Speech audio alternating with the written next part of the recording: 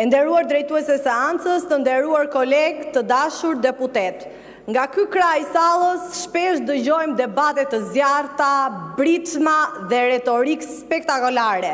Por politika nuk është as spektakël dhe as teatr, siç disa prej këtyre kolegëve tanë zgjedhin ta kthejnë këtu sapo hyn doktori në këtë sallë.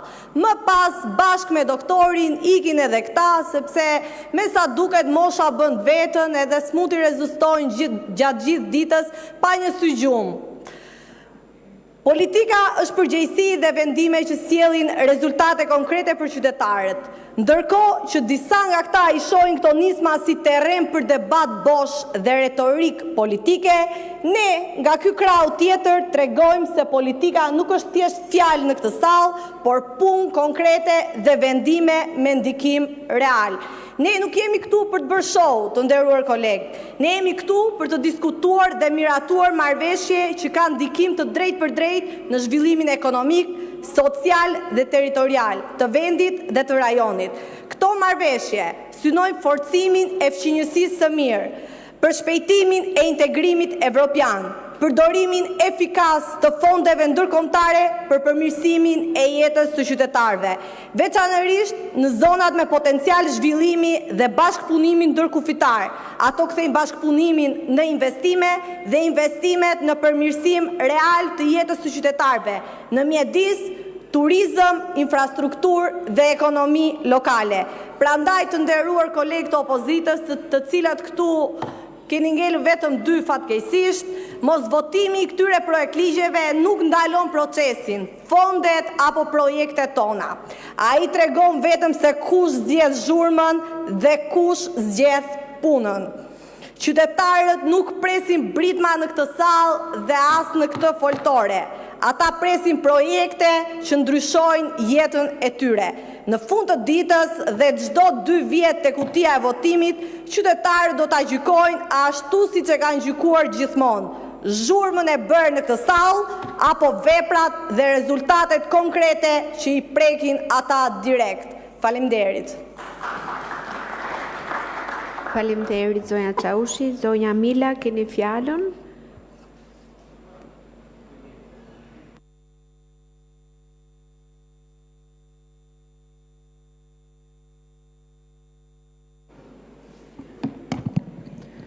Faleminderit drejtuese seancës, të nderuar qytetarë, ka 2 mënyra në fakt për ta parë Europën. E para është ta shohësh si një foltore imagjinare, personale sigurisht, që përdoret në konferenca shtypi po ashtu imagjinare, pa ftesë, ku shahet para e mbrapa Shqipëria, sa herë që mungon vizioni. Zakonisht në këtë mënyrën e parë, siç edhe e keni parë të gjithë, fiket edhe mikrofoni, sepse askush nuk po përkthente më.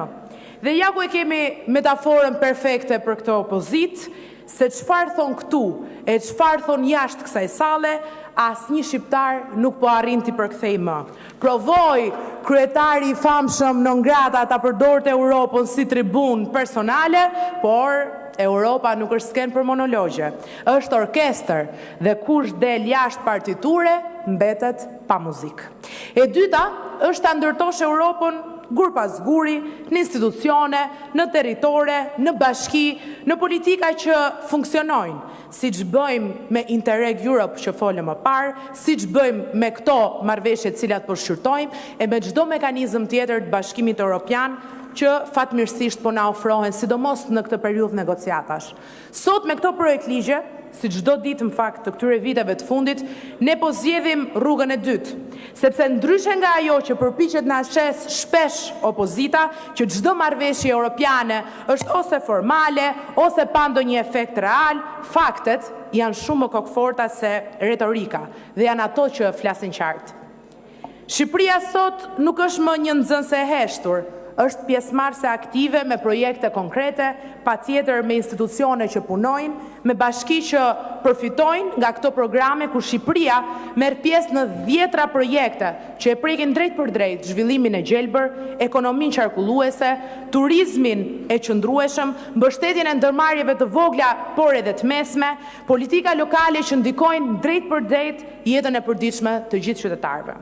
Dhe po, këto marrëveshje që të cilat kemi folur sot e prekin drejt për drejt edhe Elbasanin tim. Sepse kur flasim për çfarë ndita më herët, flasim për qytete si Elbasani që ka nevojë për politika ndërtuara mirë dhe i ka ardhur momenti gjithë qarkut të jetë në lartësinë e nivelit që meriton. E jo më kot, nëpërmjet mekanizmave të tillë, Elbasani është gati të përfitojë duke treguar kapacitete mjaft mira, aplikuese për projektet që nevojiten, por patjetër edhe për implementimin e tyre më vonë. Sepse integrimi europian fakt është një proces i gjatë, i lodhshëm, shpesh edhe sfidues, ku shteti mëson të funksionojë sipas rregullave të Komisionit Evropian e të maturohet në standarde. Këto programe dhe marrëveshje që financojnë mënyrën si mendohet zhvillimi, si ndërtohen politikat dhe si lidhet territori me vizionin europian, janë të jetë nevojshme. Prandaj sot, vota për gjitha këto është më shumë se sa thjesht një votë teknike. Është një deklaratë politike që bëhet nga Parlamenti i Shqipërisë. Është deklaratë se Shqipëria nuk e sheh Europën si stre retorike, por si standard. Se qytete si Elbasani nuk do të mbeten më peng i improvizimit, por do të lidhen me politika që kanë funksionuar gjetk dhe se ky parlament fatmirësisht di të zgjedh punën përpara zhurmës. Për këto arsye, unë i mbështes këtë projekt ligje si relatore në fakt edhe në Komisionin për Europën dhe Punët e Jashtme, si përfaqësuese e Elbasanit, si përfaqësuese e Brezit të Ri, por sidomos si qytetare, që sot e ka të gjithë të drejtën ta shohë familjen europiane të mundshme. Ju ftoj sigurisht të mbështesni dhe ju. Faleminderit shumë. Faleminderit zonja Mila. Tani fjalën e ka zoti Ardit Bito, folësi i fundit për këto projekt ligje që diskutuam.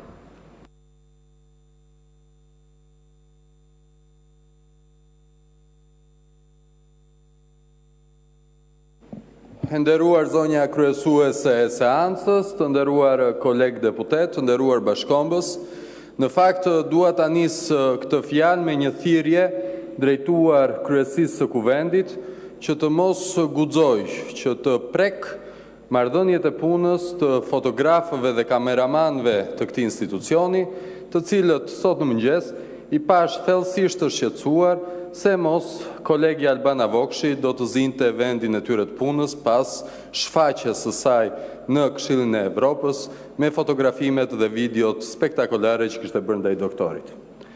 Dhe e nis me këtë sepse në fakt kjo është diferenca dhe në kuadër të këtij projekt ligji të kush jemi ne e kush është opozita.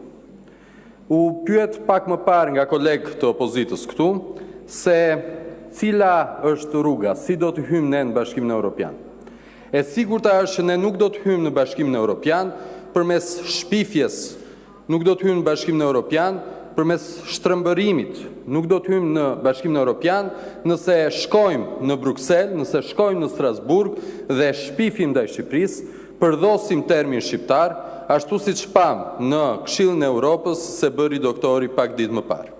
Por do të hymë Bashkimin Evropian nëse arrim që të ngrem infrastrukturën e nevojshme dhe kapacitetet tona dhe të bashkëpunojmë me vendet fëqinje, sikurse dhe me vendet e Bashkimit Evropian, për të mundësuar që të kemi të njëjtën ekonomi konkurruese, për të mundësuar që të kemi kapacitetet e nevojshme për të hyrë në BE. Prandaj, këto projekt ligje të cilat sot shqyrtojmë dhe miratojmë, shkojnë në këtë drejtim. Në drejtim edhe të dallimit mes çfarë bëjmë ne si shumicë qeverisëse dhe çfarë bën opozita, sa herë i vjen mundësia për të folur në anglisht tek partnerët evropian, mbi çfarë është Shqipëria dhe çfarë do që të arrijë Shqipëria. Në këtë pikë dua të theksoj në lidhje me marrëveshjet vetëm diçka.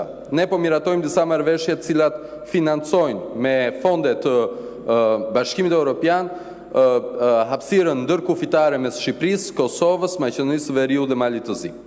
Kemi mundësi që përmes këtyre financimeve, përmes këtij instrumenti, të arrijmë edhe një kohezion të mëtejshëm tonin kombëtar.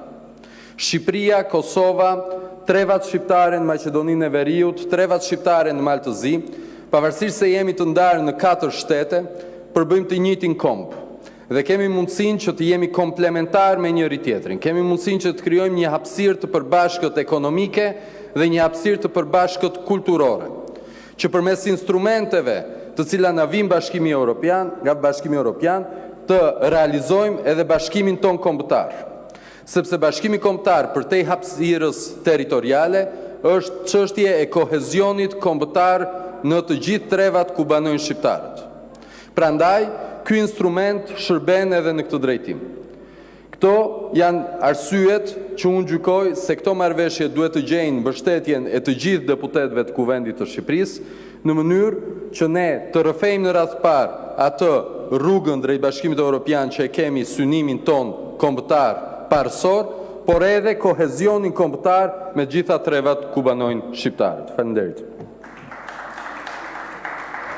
Faleminderit zoti Pido, atëherë këtu mbyllet dhe projekt ligji dhe folsat për projekt ligjin. Vazhdojmë me pikën 10 të rendit të ditës, projekt ligji për disa shtesa dhe ndryshime në ligjin 10.221 të datës 4/2/2010 për mbrojtjen nga diskriminimi. Referuar në 73.2 rregullores. Nëse ka pyetje nga kolegët, nëse jo, atëherë fillojmë diskutimin me paraqitjen e aktit nga zoti Balla, pa kufizim minutazhi në bazë të nenit 47 të rregullores.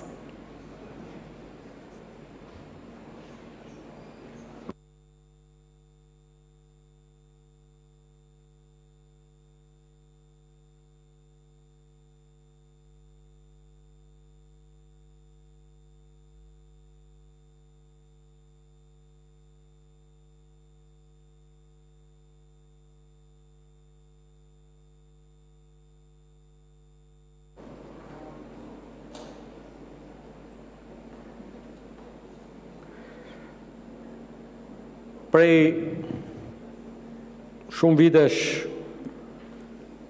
15-16 vjetë, kur për herë të parë në 2010-ën u miratua në këtë sallë ligji i parë për mbrojtje nga diskriminimi, edhe për qenë pak korrekt, kjo pjesë e kësaj salle ishte në qeverisje e vendit, ne ishim në opozitë. Ne kemi mbështetur, atëherë unë kam qenë një prej folësve në emër të grupit parlamentar të Partisë Socialiste edhe në komision, në Komisionin për Integrimin Evropian, si relator, edhe këtu në sallë.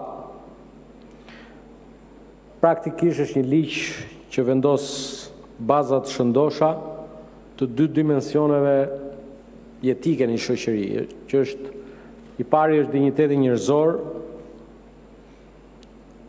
dhe që shkon për tek funksionimi normal brenda shtetit të drejtës, pra dinjiteti njerëzor dhe shtetit të drejtës. Janë dy dimensione të cilat duhen rregulluar në mënyrë që çdo kush në shoqëri të ndihet i mbrojtur, i pa diskriminuar. Unë e di shumë mirë që do vini këtu, do merrni fjalën, deputetë e opozitës do fillojnë atë këngën që e dëgjua me keqardhje kur këtu në kuvend miratuam një ligj për barazinë gjinore, një ndër ligjet më të mira, po i cili u bashkëshoqërua dhe me një këngë të turpshme dezinformimi. E megjithatë, pa shkuar ke dezinformimi, të themi disa fjalë për diskriminimin.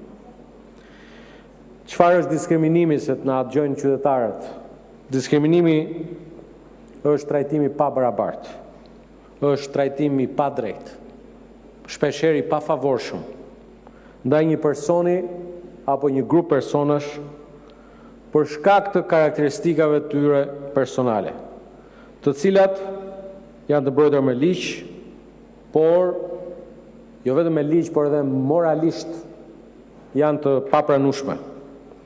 Dhe këto karakteristika shpeshherë shfaqen në formën e diskriminimit për shkak gjinisë, në formën e diskriminimit për shkak të racës, të ngjyrës lëkurës, të gjuhës, të fesë, të etnisë, të prejardhjes, në disa raste të paaftësisë, në shumë raste të orientimit seksual, edhe të moshës, edhe të pamjes, të bindjes politike pa dyshim, të statusit ekonomik, apo të çdo lloj tipari tjetër apo situate tjetër.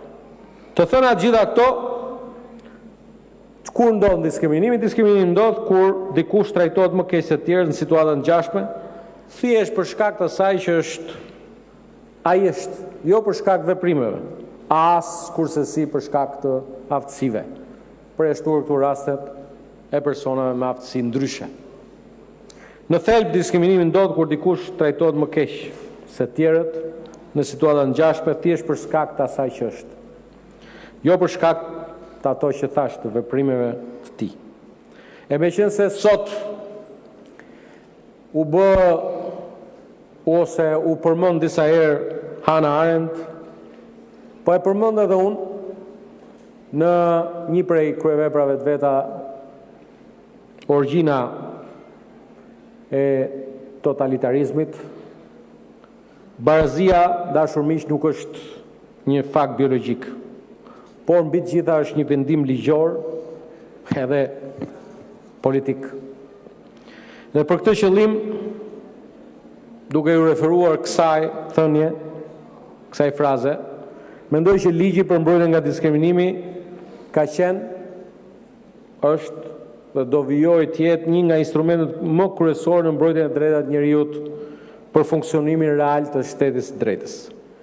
Angazhimi edhe personal, nëse e doni, përgjatë tyre 15 viteve nga kur është miratuar për herë të parë